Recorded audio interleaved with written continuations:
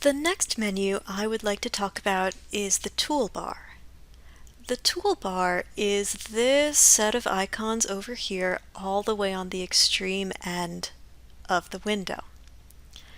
There are two sections, this upper section and this lower section.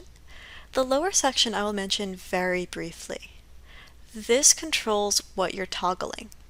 So by default, we are set to this second one, which is the 4-panel view. I could also set it to a 2-panel view by clicking this button. I'm going to set this back to 4-panel. That's my preference. It will probably be your preference too. There are times when we'll change this, but not generally as modelers. When you're animating, there are uses for a 2-panel layout, but when you're modeling, the 4-panel is going to be your friend. The upper section contains my tools. So this one is the Select Tool icon. The Select tool lets me click on things to select them, which loads them into the channel box and selects them here in the outliner as well. Under that, I have a Lasso Select tool, and the Lasso Select tool will let me lasso select. You will not find a lot of uses for this at this point. If you were using Maya as a sculpting program, and sometimes with rigging, there are times when a lasso select is very helpful. Same thing with the next one. The next one is a paint select, and this is designed to allow you to click and drag to select components, in this case vertices. I'm going to go back to regular select for a moment so I can talk about the rest of the tools. This one is move. And when I'm in the Move tool, you can see that I've got these arrows. The arrows are analogous to the 3 axes. So this one, this green one, is Y. That'll let me move up and down. If I click on it and drag, up and down. This red one over here, this is X. If I click on that, and now I click and drag, I can move along X. This blue one is Z. And click and drag, and now I move along Z. The box in the center will let me move along all 3 axes, which is really weird. It's a little more useful in the orthographic views because it will let me move along 2 axes at once. But in general, when you're using the Move tool, you're probably going to be clicking on an axis and moving in one direction at a time, or using your orthographic views. With the Move tool, there are also these little boxes. The boxes will allow me to move along 2 axes at once. So this one will let me do just X and Y. This will let me do Z and Y. And then there's one more, here we go. That is X and Y.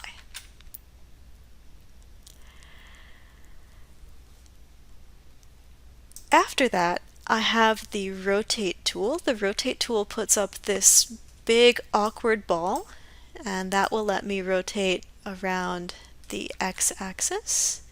Here's the Z-axis, and here is the Y-axis, which looks really weird on the helix, so maybe we'll come over to the gear. There we go, that's the Y-axis. The Move tool takes some getting used to. Give yourself a little bit of extra time to get used to the Move tool. It is very awkward at first. And the last one that I've got here is the Scale tool. The Scale tool looks kind of like the Move tool in that it's got these little boxes. The center box will scale along all 3 axes at once, doing a thing we call a uniform scale. That's very handy, and 9 times out of 10, if I'm using the Scale tool, I will probably be clicking on that center box. Next, I've got my orthographic handles. So this is the Y handle. You can see it makes my gear taller and shorter. Here is the Z handle. You can see that that is stretching the gear in one direction. There's Z, it is stretching in the other direction, and just like with the Move tool, I've got these little boxes so I can do 2 axes at once. Get some really weird results with that. Ugh, so weird. There are also a couple of blank spots, and the blank spots are for times when you are using tools that are maybe a little bit fancier. Like, let's go here and let's try smooth. Once I run the smooth command, the toolbar will automatically generate an icon for smooth in case I want to run it again, so I can come over here and run the same command. Now, smooth is a super fancy one, and honestly I probably don't want to run it at this point because it's just going to bog my computer down with extra faces. I just wanted to have an example of a new icon down here. I'll be honest with you, a lot of professional modelers work with this bar closed. It is almost completely irrelevant because the tools that we're using most of the time are select, move, rotate, and scale, and every single one of them has a shortcut key. So if I come out here to my perspective view, you can see right now I'm in the scale tool. That's what those little boxes mean. If I wanted to access the selection tool, I would press Q. The selection tool doesn't have a tool head. It just lets me click on things. Sometimes that's nice. You don't want to have a tool head. Q. Q is the select tool. W will pull up the move tool. So now you can see I'm in the move tool. It's got those nice arrows. I can still select and deselect. That's just fine. But W will allow me to access the move tool. So Q for select, W for move.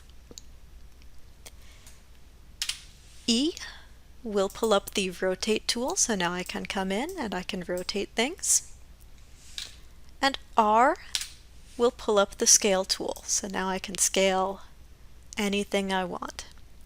So again, Q for select, W for move, E for rotate, and R for scale. When I'm modeling, you will probably see me do a couple of these as I move through things because I'm not really sure which tool I need and my fingers are moving too fast to remember which key results in which tool. So you'll see a lot of this, and that's fine. You'll probably do it too.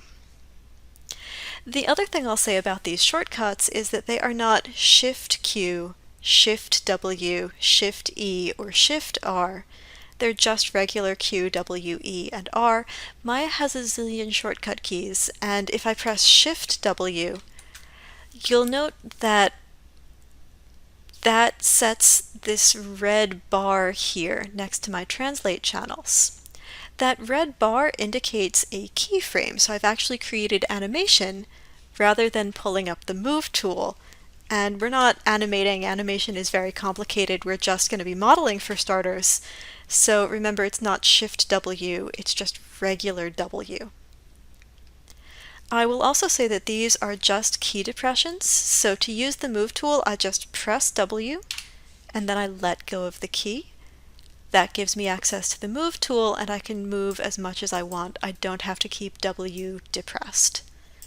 Or E, or R, I can just press the key, let it go, and that's going to give me access to the tool that I want.